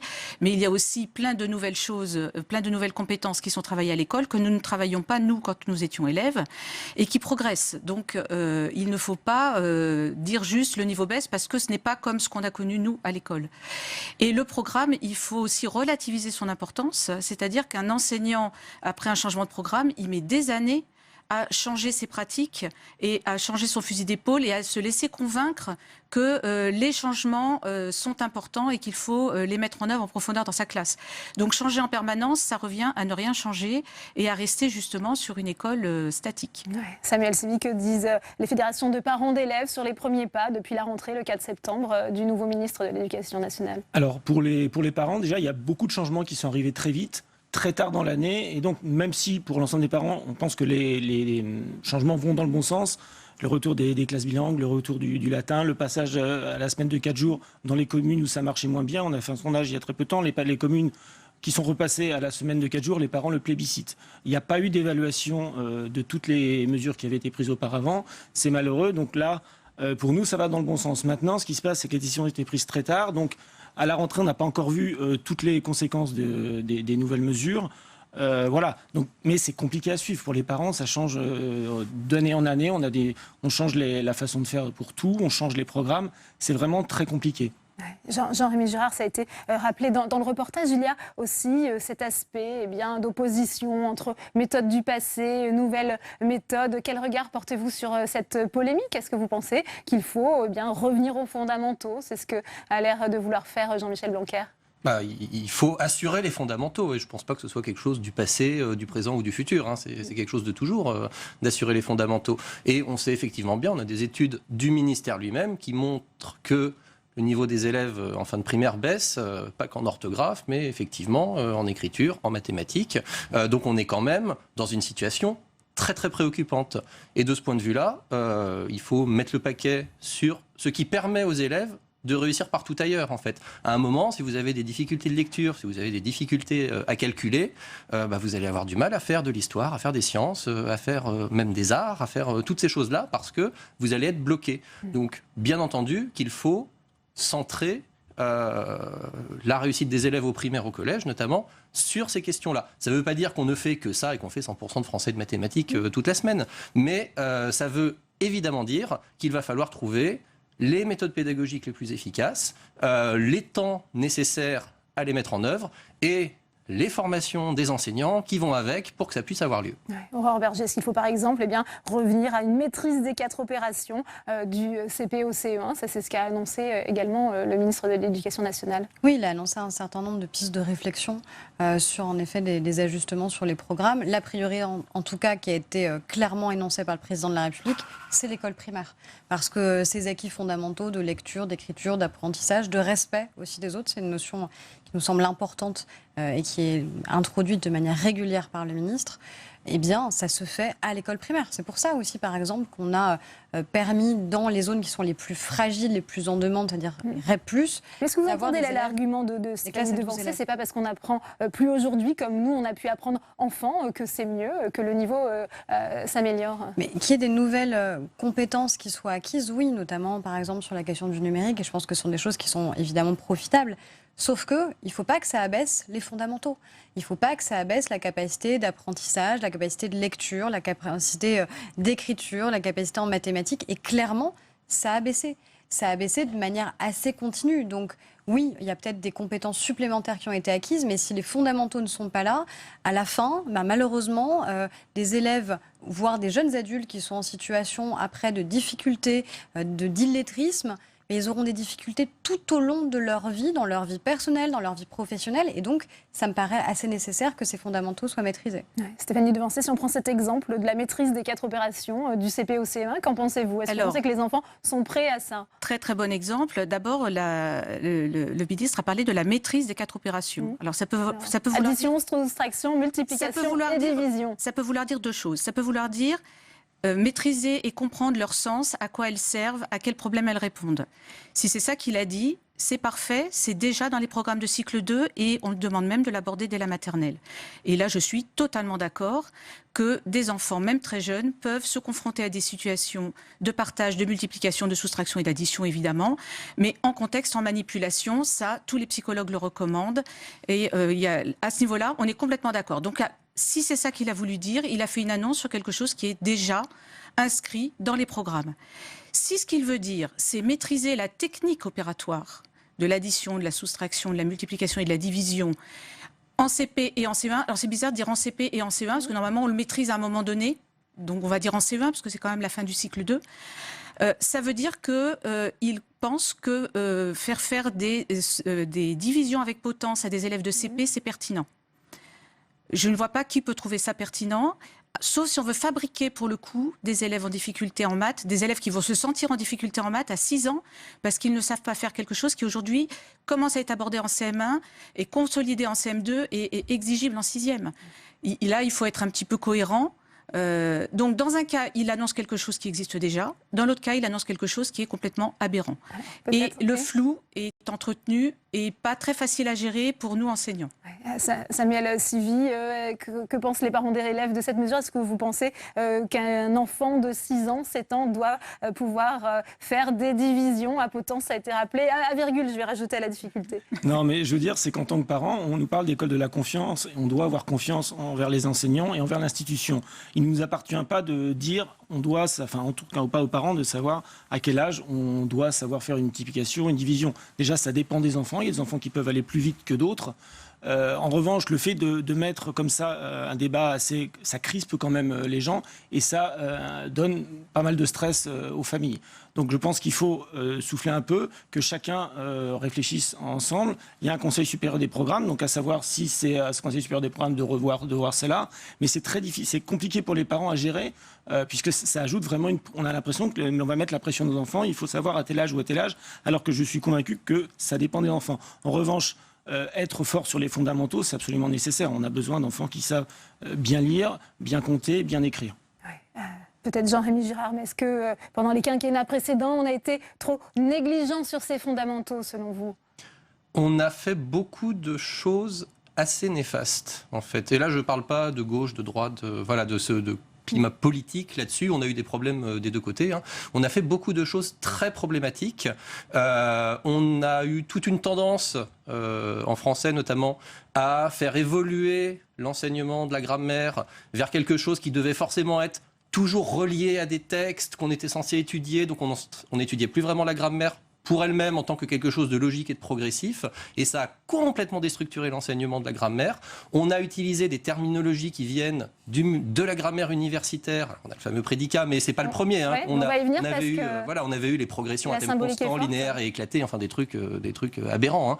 Voilà. Et de ce point de vue-là, je crois qu'on a déstructuré non seulement l'enseignement de la langue chez les enfants, mais j'allais presque dire les enseignants se posent énormément de questions, ils ne savent plus à quel sein grammatical se vouer. Et comment on doit enseigner la grammaire, qu'est-ce que la grammaire, comment ça marche, la grammaire scolaire, qui n'est pas la même chose que la grammaire universitaire, comment on l'enseigne et qu'est-ce qu'on enseigne, quels sont les objets même qu'on enseigne. On a des difficultés profondes là-dessus. Alors peut-être Aurore Berger, ensuite je vous donne la parole, Stéphanie Devancé, justement sur ce sentiment, est-ce que les fondamentaux ont été abandonnés lors des quinquennats précédents ? Je ne sais pas s'ils ont été abandonnés. Moi, j'ai l'impression qu'on a énormément complexifié les choses dans la manière avec laquelle on voulait l'enseigner. Notamment, l'exemple de la grammaire est assez frappant par rapport à l'introduction sans cesse de nouvelles notions qui, à mon avis, n'ont pas permis aux enfants de mieux maîtriser la langue et comment la langue française est construite. Parce que c'est aussi ça, quand même, la grammaire. La grammaire n'est pas faite pour embêter les enfants, mais, à mon avis, juste pour leur permettre de comprendre. C'était devenu un sujet tabou, c'est ce que nous a dit Jean-Michel Blanquer sur notre plateau ce matin. La grammaire, sujet tabou. Il y a beaucoup de choses qui deviennent tabous. La question de la notation est devenue tabou, la grammaire est devenue tabou. Moi, je pense que ni l'un ni l'autre ne doivent l'être et ne devraient le rester en tout cas. Et encore une fois, c'est des enjeux de maîtrise des fondamentaux. Si les enfants n'arrivent pas à comprendre le ressort de la langue française, la manière avec laquelle elle est écrite, elle est parlée, comment pourront-ils la maîtriser ? Stéphanie Devancé, sur tous ces points. Alors, en tant que professeur des écoles, ayant enseigné un certain nombre d'années en zone d'éducation prioritaire, je suis complètement d'accord avec le fait qu'il faut assurer les fondamentaux. Et assurer les fondamentaux, ça ne veut pas dire faire des séries de leçons qui s'empilent avec des choses à apprendre qui n'ont pas de sens. Si on veut que tous les élèves s'intéressent à ce qu'ils font, il faut que ça prenne du sens. Qu'est-ce qui est fondamental pour un élève de primaire? C'est de savoir s'exprimer à l'oral, à l'écrit, et d'être capable de comprendre l'expression des autres par l'écoute ou par la lecture. Si la grammaire est au service de ça, il n'y a aucun problème. Et je suis complètement d'accord pour tout ce qui est leçon grammaticale, qui va permettre à un moment donné à l'élève de comprendre ce qui est écrit, de comprendre ce qui est dit, de mieux s'exprimer, de mieux écrire. Si on enchaîne des leçons de grammaire qui n'ont pas de sens, parfois même pas pour l'enseignant qui les enseigne, je parle des professeurs des écoles, pour les professeurs de langue dans le second degré, c'est autre chose et on est déjà à un autre niveau. Parfois on embrouille les enfants avec des concepts dont ils ne comprennent pas à quoi ça leur sert dans leur travail scolaire et encore moins à quoi ça leur sert dans la vraie vie.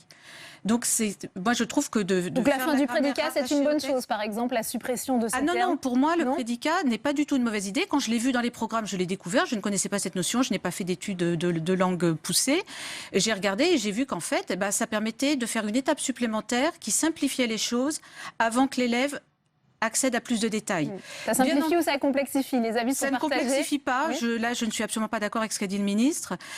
D'autant que c'est pas parce qu'on dit qu'il faut aborder le prédicat dans les programmes qu'on interdit à l'enseignant d'aller plus loin. Évidemment, quand on a une classe qui roule, quand on a 2-3 élèves qui sont curieux et qui posent une question, bien entendu qu'on peut aller largement au-delà de ce qui est marqué dans les programmes. Et c'est pas parce que le COD apparaît en 5e qu'on a l'interdiction de prononcer son nom en primaire. Bien entendu que non. Mais faire une étape intermédiaire qui permet de regrouper toutes ces choses un peu compliquées qu'on étudiera en détail plus tard et pour que les élèves de primaire... Moi, mon souci en ZEP, c'était que les élèves sortent de CM2 en ne confondant pas le nom, le verbe, en repérant le sujet, en repérant l'action, les compléments essentiels. Et déjà, je me disais, s'ils partent en 6e avec ça, déjà c'est bien. Et c'était difficile pour certains. Donc, assurer les fondamentaux, je suis d'accord, mais assurer les fondamentaux pour tous. Samuel Sivy. À nous, pour ce qui est du prédicat, au niveau des parents, on n'a pas trop compris ce que c'était. On avoue, on ne l'avait pas vu, nous, à notre époque. On n'avait pas tous fait des études de langues anciennes, donc on ne connaissait pas tous le principe le mot prédicat. Et au bout d'1 an, je sais pas, c'est très très récent, on l'enlève. Pour nous, en fait, ça ne va pas être une perte importante. Je veux dire, c'est que tous ces changements, toutes ces nouvelles notions qu'on enlève, on n'avait plus le droit de parler de redoublement, on parlait de maintien, donc c'était pas. Alors maintenant, on reparle de redoublement. Je trouve qu'il faudrait rester cohérent. On dit qu'il n'y a pas assez de temps pour faire tous les programmes, donc peut-être qu'il ne faut pas ajouter toujours des nouvelles matières. Il est important de ne pas étudier comme il y a 40 ans. C'est clair que les enfants peuvent étudier pareil. Il y a plus de choses à voir, mais il est quand même important qu'on arrive, justement, comme vous le disiez, lire. Et écrire et compter, c'est très important. Oui. Alors Jean-Marie Girard, vous souhaitiez peut-être intervenir sur... C'est vrai qu'on en a beaucoup parlé sur cette question du prédicat. Alors pas seulement sur la question du prédicat, mais là-dessus, effectivement, on a des programmes récents, là, les programmes actuels qui ont été faits, qui sur le plan grammatical, effectivement, posent de gros soucis. Alors effectivement, c'est pas interdit d'aborder le COD avant la 5e, par exemple, enfin, c'est pas marqué qu'on doit le faire.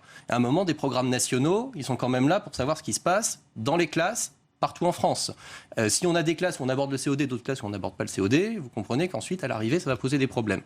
Deuxièmement, si on peut aborder, enfin, si le COD est dans les programmes de 5e, je suis assez bien placé pour le savoir, c'est parce que mon syndicat a fait un amendement pour le rajouter, parce qu'il n'y était pas. Voilà, le complément d'objet indirect, lui, il est nulle part, donc ça n'existe plus. Voilà, dans les programmes. Alors, les enseignants, eux, ils ont une habitude, ils ont une formation, etc. Ils savent à un moment qu'ils ne vont pas faire n'importe quoi. Mais j'ai envie de dire, le programme, c'est quand même un élément important. C'est à partir de lui qu'on forme les nouveaux enseignants aussi. Donc, on risque effectivement d'avoir des déperditions. Ce prédicat, il ne sert vraiment pas à grand-chose. Il est censé exprimer la fonction du groupe verbal. Alors déjà, il faut savoir ce qu'est le groupe verbal. C'est un objet qui n'a pas vraiment d'utilité dans la compréhension de la phrase, de comprendre effectivement les choses, qui est universitaire, qui a d'ailleurs 2 définitions à l'université. Le programme mélange les deux, donc ça devient très très compliqué de savoir ce que c'est exactement. Ce prédicat, on s'en passe très bien. Honnêtement, on a le verbe, on voit si le verbe il est transitif ou pas, et donc s'il a des objets ou pas d'objets, et à partir de là, on y arrive assez bien. On n'a pas besoin de passer par une étape du prédicat qui risque au contraire de vraiment tout embrouiller. Aurore Berger. Oui, je voulais réagir par rapport à ce que vous disiez. J'étais interpellée par une phrase qui était à quoi ça sert ? Vous rameniez parfois la question à l'utilité. Mais peut-être qu'il y a des choses, en effet, qui n'ont pas d'utilité immédiate. Mais dans ces cas-là, on peut se poser la question pour beaucoup de nos enseignements, des textes qu'on apprend, où en effet, on n'a pas une utilité immédiate dans nos vies quotidiennes, puisque c'est à ça que vous faisiez référence. Mais est-ce que pour autant, ça veut dire qu'il faut qu'on arrête d'enseigner ces textes-là qui pourtant font aussi ce qu'est notre histoire, notre culture, de la même manière sur la grammaire? Est-ce que ça a une utilité dans une vie quotidienne? Moi, je pense que oui, parce que ça structure votre pensée, la manière avec laquelle vous allez vous exprimer, et ça vous facilite aussi grandement la vie de comprendre comment vous vous exprimez. Mais la notion d'utilité immédiate, très honnêtement, heureusement qu'elle ne doit pas se poser systématiquement dans la manière avec laquelle je pense qu'on enseigne ou on reçoit un enseignement, parce que c'est justement aussi pour ça qu'il y a qu'on a ces socles qui sont offerts à l'ensemble des enfants. Et pour moi, il ne devrait pas y avoir distinction. Je ne dis pas que ce n'est pas plus ou moins difficile d'enseigner en fonction des établissements. C'est bien la raison pour laquelle on a fait en sorte que dans les zones qui sont les plus en difficulté, on ait moins d'élèves par classe dès cette rentrée en CP. Et c'est le cas pour 8500 classes, et ça va continuer. Mais il ne faut pas se limiter à ça et se dire que c'est bien s'ils sortent en CM2 avec ces enseignements de base. J'espère qu'ils vont tous pouvoir sortir avec un niveau d'enseignement qui sera supérieur et qu'on ne s'alignera pas sur le moins 10 ans. Stéphanie Devancé. Oui, alors le souci, c'est que là, ça réveille l'école d'antan, et l'école d'antan ne s'adressait pas à tous les élèves. Là, notre défi, actuellement, c'est de scolariser tous les élèves jusqu'à la fin de la 3e ensemble. Ça ne veut pas dire qu'on abaisse le niveau de l'enseignement. Il ne s'agit pas d'abaisser le niveau de l'enseignement, il s'agit de fournir prioritairement ce qui est utile. Et quand on apprend quelque chose à un enfant, c'est important de lui expliquer à quoi ça sert, même si... Est-ce qu'un poème de Victor Hugo, c'est utile? Est-ce que c'est utile? Est-ce que ça a une utilité immédiate dans votre quotidien? Moi, je pense que ça a une utilité dans votre vie. Il y a l'aspect Vous n'êtes pas le même élève, vous n'êtes pas le même élève quand vous avez eu l'opportunité d'étudier ces textes-là. Et je vous assure que ce n'est pas simple, mais la saveur des savoirs réservée à une élite qui a accès et pas à l'autre... C'est bien ce que je dis. Je dis que justement, ça doit être accessible à tous, c'est qu'on ne doit pas réserver l'enseignement de vous n'apprenez pas des choses sans sens à un enfant de 7 ans. Il faut que vous lui donniez un sens. Alors, le prédicat à 7 ans, ça n'a pas de sens. Le sens... Ça tombe bien, c'est pas à 7 ans qu'on l'aborde. Le sens, ça peut être c'est beau, ça me fait plaisir, je le partage, je le lis à haute voix, j'entraîne ma mémoire en apprenant ce texte, je découvre un auteur. Le sens n'a pas forcément, quand je dis utile, je veux pas dire utilitaire. Mais il faut qu'il sache à quoi ça sert. On est bientôt au terme de ce débat. Pour conclure, je voudrais donner la parole aux représentants des parents d'élèves sur l'intérêt de l'enfant dans toutes ces réformes annoncées. Alors déjà, je voulais réagir à une chose, c'est qu'il est important, à mon sens, que tout le monde ait accès à un minimum à la culture et à la grammaire et ça, parce que c'est au moment où on n'a plus accès à ça que l'origine sociale devient la plus discriminante. Donc je pense que c'était peut-être, c'est important de le dire. Autrement, l'intérêt de l'enfant, il est au centre. Moi, il y a une chose que je trouve intéressante dans la nouvelle méthode, c'est qu'on nous a promis d'évaluer les politiques. J'aimerais que pour une fois on tienne parole, puisqu'on n'a pas évalué la réforme des rythmes scolaires. On évalue. J'aimerais que cette fois-ci, les décisions qui sont prises, que ce soit sur les divisions de classes en REP, l'évaluation, ça sera on arrive à évaluer.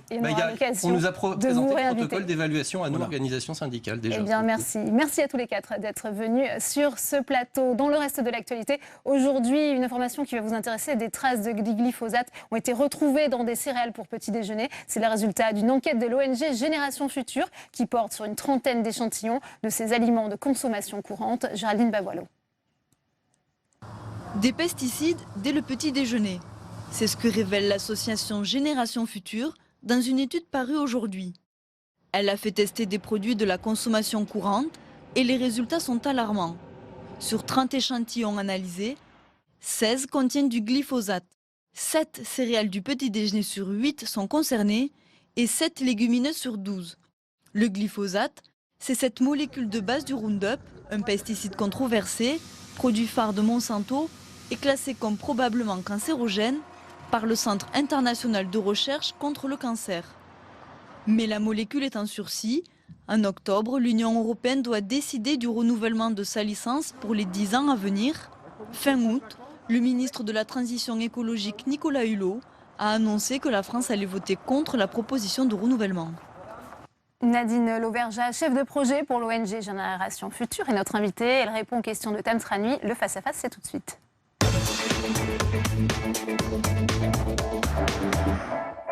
Nadine Lauvergeat, bonsoir. Bonsoir. D'abord, qu'est-ce que le glyphosate et quels sont les méfaits que peuvent causer cet herbicide? Alors, le glyphosate est un herbicide, donc il sert à éliminer certaines herbes qu'on utilise. Il est utilisé en France à peu près à 8000 tonnes par an. C'est le premier herbicide utilisé en France? C'est le premier utilisé, même dans le monde d'ailleurs, tout à fait. Et les risques pour la santé, alors en 2015, le Centre international de recherche sur le cancer, qui est une agence de l'OMS, de l'Organisation mondiale de la santé, l'a classé comme cancérigène probable pour l'homme. Donc c'est une molécule dont les dangers commencent à se faire sentir. Alors le résultat de votre étude, c'est que l'on a trouvé du glyphosate dans de nombreux aliments. Alors dans les céréales de petit déjeuner, on en a parlé, mais aussi les lentilles, les pois cassés, les pâtes. À quel degré, quelle quantité est-ce qu'il y avait de glyphosate? Alors on a retrouvé plusieurs milliers de microgrammes dans certaines des échantillons analysés. C'est pas anodin, ça fait partie des niveaux qui sont relativement élevés.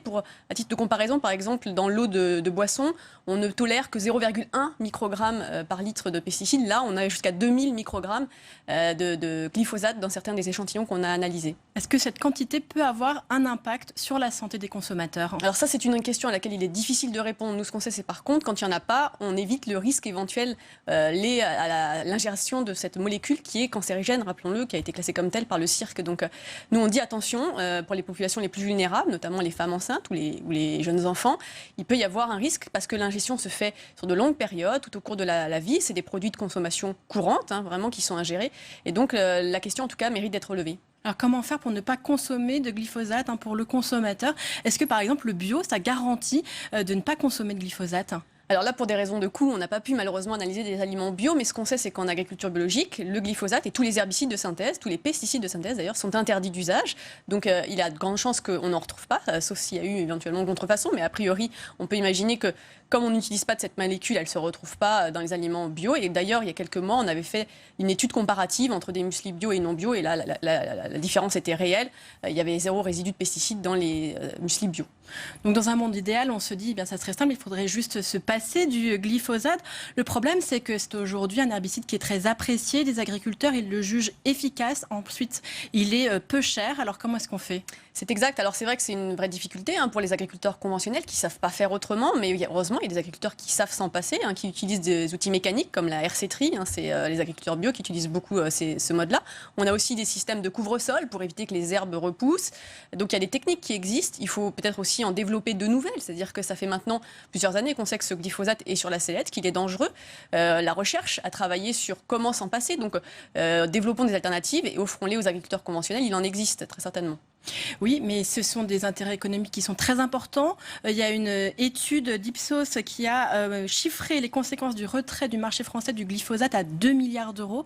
C'est un enjeu énorme. Oui, alors cette étude d'ailleurs, elle mériterait d'être un peu analysée au plus près parce qu'en fait, c'est des appels qui ont été passés aux agriculteurs et qui ont, sur des déclarations, dit que voilà, ça leur coûterait, combien ça leur coûterait. Oui, vous pensez que les agriculteurs conventionnels ne veulent pas se passer de toute façon. De toute voilà. façon. Pour eux, c'est un enjeu très, très clair. Mais justement, la recherche est là pour les aider et pour les amener à utiliser moins cette molécule ou en tout cas à ne plus l'utiliser du tout en adoptant des techniques alternatives qui permettent de ne pas l'utiliser, comme je l'ai évoqué tout à l'heure, l'agriculture bio le fait. Là, on va parler aussi du contexte dans lequel s'inscrit cette étude. C'est que le glyphosate est encore autorisé aujourd'hui dans les pays de l'Union européenne, mais il est en sursis. Il va y avoir une décision début octobre qui doit être prise. Oui, c'est ça. On l'attend depuis un an et demi maintenant, puisque en fait, son autorisation a été reprolongée de 18 mois il y a maintenant un an et demi. Oui. Voilà. Donc on arrive à expiration le 15 décembre. Il va y avoir un comité qui va se réunir les 5 et 6 octobre. Et c'est dans le cadre de ce vote-là qu'on saura si le glyphosate sera autorisé ou pas. Il est peu probable qu'on ait la décision à ce moment-là d'ailleurs, puisque la position de la France, comme il a été dit dans le reportage, est qu'elle s'opposera normalement à la autorisation de ce glyphosate. Elle pèse très lourd dans les débats. Donc a priori, peut-être il n'y aura pas de vote à ce moment-là. Il y aura peut-être de nouveau du coup un vote début novembre. Et s'il n'y a toujours pas de position claire, là, on va se retrouver dans une situation un peu complexe. C'est un peu le problème avec le glyphosate, c'est qu'on a eu l'impression qu'il y a eu tout le temps des reports, en fait, des décisions à prendre, et du coup, l'autorisation perdure. Oui, parce que les enjeux sont très élevés, c'est ce que vous disiez. Économiquement, ils pèsent très lourd dans la balance. On sait qu'aujourd'hui, en France, c'est 1/8 des ventes, rien que pour la molécule du glyphosate. Et comme on l'évoquait, c'est très utilisé par les agriculteurs qui savent peut s'en passer, en conventionnel en tout cas. Donc les enjeux sont colossaux. Il y a eu en plus des débats d'experts sur la dangerosité. Le cirque, je le rappelle, l'a classé cancérogène probable. Normalement, dans le cadre du règlement européen, ça fait que cette molécule... Centre de recherche sur le cancer. Voilà. Ça fait que cette molécule de l'OMS devrait normalement être exclue du marché. Dans le cadre du règlement européen, c'est ce qui est dit. Une molécule classée cancérogène probable ne doit pas être sur le marché. Mais entre-temps, certaines agences européennes ont dit que non, il n'était pas, parce qu'elles n'ont pas retenu certaines études qui montraient la cancérogénité du glyphosate. Et du coup, on se retrouve dans un débat d'experts qui fait que la molécule est toujours sur le marché et qu'on ne prend pas cette décision qui, pour nous semble évidente. Est-ce que pour vous, c'est un réel débat scientifique ou est-ce que c'est l'action de lobby sur un certain nombre d'agences, l'agence européenne par exemple? Alors, certains de vos collègues ont fait des papiers très intéressants sur ce sujet-là, justement, de la manière dont, notamment les fameux Monsanto Papers, on voit le poids de cette firme qui détient... Monsanto, qui crée le Roundup, qui est l'un des herbicides les plus vendus au monde et qui contient du glyphosate. Voilà. Et là, on se dit que justement, ce poids de cette firme a pesé très lourd dans les débats et a fait qu'on continue à utiliser cette molécule qui, d'ailleurs, dans les années 90, avait déjà été classée cancérogène, puis elle a été rétrogradée plus cancérogène, on ne sait pas par quel miracle. Donc on se dit que là, la pression est très forte, et sur les épaules des agences, et sur les épaules de l'Union européenne, et sûrement des États membres aussi. Alors, est-ce que vous faites confiance à l'Union européenne encore, alors qu'il y a eu, on l'a dit, cette réautorisation il y a 18 mois? On a envie de dire oui, parce qu'on s'appelle Génération Future, c'est qu'on croit en l'avenir, donc on a plutôt envie de penser que c'est possible, en tout cas que l'Union européenne prenne des bonnes décisions. Elle a pris des bons règlements. Le règlement pesticides sur ce sujet-là est très bon, puisque justement il exclut normalement les molécules sur des caractéristiques de danger pour la santé. Donc ça, c'est plutôt positif, mais maintenant, il faut qu'elle applique correctement ce règlement. Et c'est vrai que là, les derniers signaux ne sont pas très bons. Au niveau de la France, en tout cas, Nicolas Hulot a dit, lui, qu'il s'opposerait à ce que le glyphosate reste autorisé, mais on sait qu'il peut y avoir aussi un débat interne au gouvernement. Il y a le ministre de l'Agriculture, Stéphane Travert. Lui, il n'est pas du tout sur la même longueur d'onde. Oui, il a tempéré un peu les propos en disant il fallait donner du temps aux agriculteurs, mais la molécule, c'est on l'autorise pas. Donc ça veut dire que la position de Nicolas Hulot, qui a été d'ailleurs soutenue dans cela par Édouard Philippe, le Premier ministre, qui a dit oui, c'est la position de la France qui n'autorisera pas cette molécule, elle est en effet... nous, elle nous fait craindre une position, peut-être un revirement, je ne sais pas, mais le 5 et 6 octobre, sous pression du ministre de l'Agriculture, qui lui-même est sous pression des syndicats agricoles dominants.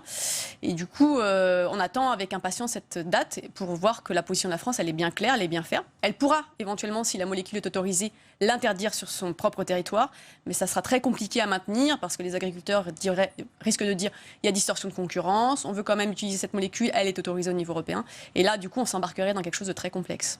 Alors, on a parlé des risques cancérogènes dans le glyphosate, mais ce ne sont pas les seuls risques qui sont liés à cet herbicide. Il peut aussi provoquer des malformations chez les enfants, il peut détruire les cellules du foie, c'est ce qu'on lit aussi dans votre étude. Alors, il y a de plus en plus d'études en fait, qui corroborent le risque perturbateur endocrinien sur le glyphosate. Lui et aussi le Roundup plus généralement, donc l'herbicide composé du glyphosate et d'autres molécules qui sont pointées du doigt sur ces risques-là. Il y a d'ailleurs un excellent documentaire qui va sortir bientôt de Marie-Monique Robin, le Roundup face à ses juges, qui mérite vraiment d'être vu et qui fait la lumière sur tout ça et qui justement explique que dans d'autres pays du monde, c'est vrai en Argentine ou au Sri Lanka, que l'utilisation de cet herbicide a fait beaucoup de dégâts. D'ailleurs, cet herbicide, le glyphosate, a été interdit au Sri Lanka pour des raisons de santé et d'impact sur la population. Oui, ça atteint effectivement les sols, la faune, la flore, tout ce qu'il y a aux alentours aussi. Ça pollue durablement les eaux. D'ailleurs, on disait que le Roundup était biodégradable. C'est pas vrai, puisqu'on le retrouve dans les eaux de surface. C'est même maintenant le premier polluant en pesticides dans les eaux de surface. Donc oui, on a dit beaucoup de choses sur cette molécule, mais la vérité, c'est qu'elle est polluante, qu'elle se retrouve dans les aliments. On vient de le montrer, alors que d'ailleurs, c'est assez peu montré et assez peu recherché. Donc forcément, on ne le montre pas. Ça pollue les eaux, ça pollue les sols. Et donc, il est temps de s'en passer. Merci beaucoup, Nadine Leverger, d'avoir répondu à nos questions. Merci à vous, Tam Tranui. C'est la fin de cette édition. Merci à vous de l'avoir suivi. À 18h, ne manquez pas l'épreuve de vérité spéciale sénatoriale. Invité ce soir, le président du groupe En Marche, le sénateur de la Côte d'Or, François Patria. Très bonne suite des programmes sur Public Sénat.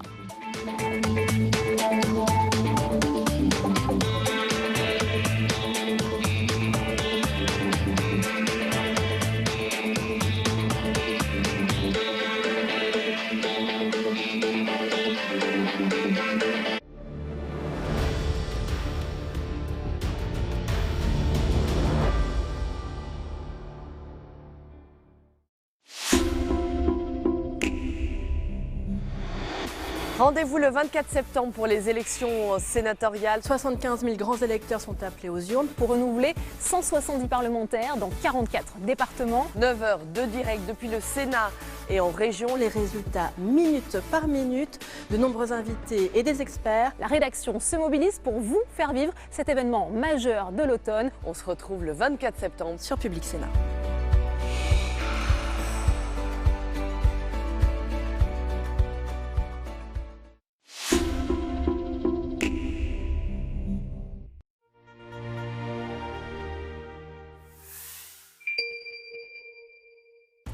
Séance publique, votre débat parlementaire, c'est dans un instant.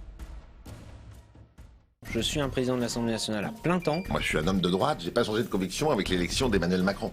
Moi, j'ai zéro patrimoine. Je ne possède rien. Je pense que le vivier d'emploi se trouve justement dans la transformation de notre économie. On est là aux racines du mal, en quelque sorte. Nous n'avons pris aucun retard, simplement nous marchons à notre rythme. Question d'info présentée par Frédéric Aziza en partenariat avec l'AFP Le Monde et France Info, ce soir à 20h30. Une république, des hommes et toute une histoire. Visite au cœur de l'Assemblée nationale. Les Journées européennes du patrimoine, samedi en direct à 11h.